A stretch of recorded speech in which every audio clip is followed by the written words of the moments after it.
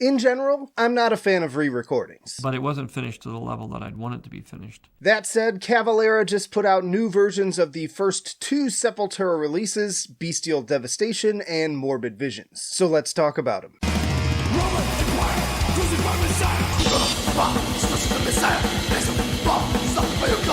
Now, to be fair, unlike these Star Wars revisions I had the unpleasantness of living through, this does not seem to be the case of an artist's ego overriding his better judgment. And it's also an opportunity to Taylor Swift their early material to snatch back the rights. The song belongs to me! But at the end of the day, as a listener, it's all about the end result for me. So, is this a headbanging new way to experience the music, or another awful Clayman 2020 debacle? Let's compare and contrast to decide.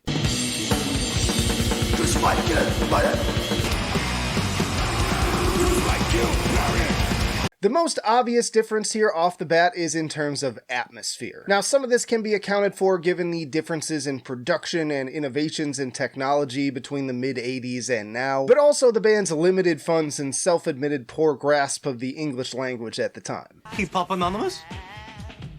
Damn you! You gave him the easy ones! Max even said they neglected to tune their instruments during the recording process, but all of this adds up to a certain level of charm that is difficult to replicate. Putting it simply, I describe it in terms of the original sounding more evil versus the remake sounding more angry.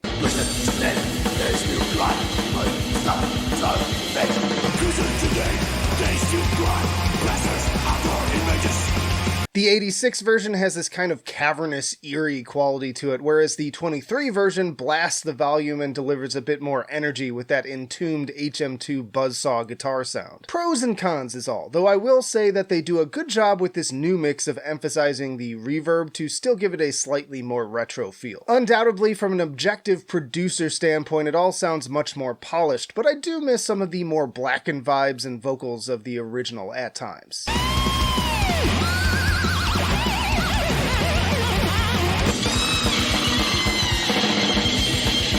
That said, I was pleasantly surprised here and there with a few flourishes on that front. Namely, aside from Max's usual imposing barks, we do get a few gnarly snarls.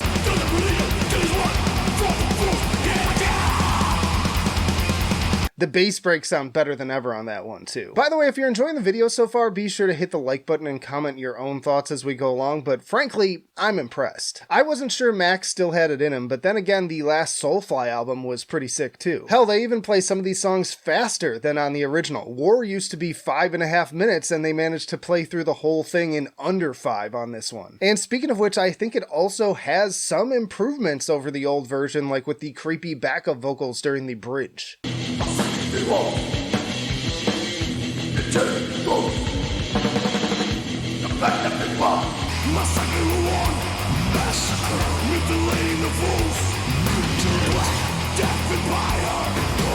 So yeah, I've got to say, it's really good, and I did not expect that. All 8 tracks on Morbid Visions make for excellent modern reimaginings that remain true to the original songwriting. Not to mention they each end on new songs apparently made up of old leftover riffs from that same era. That sounds like it could be a recipe for something that feels completely out of place, but even these feel right at home as if they were always there.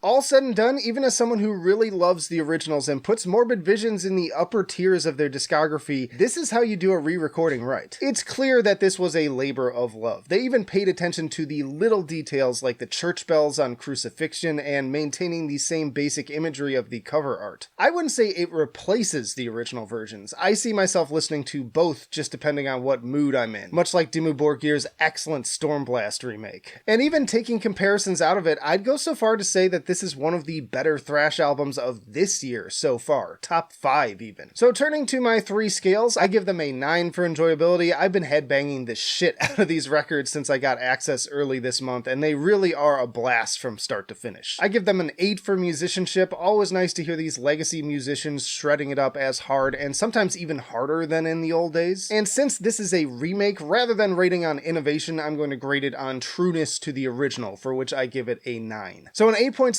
overall and a B+ for Cavalera with Morbid Visions and Bestial Devastation. Y'all check out this playlist for my rankings and lists of other classic thrash metal albums, or this video for my rankings of the Soulfly discography. But That'll do it for now. Flight of Icarus signing off. I will see you in the trenches.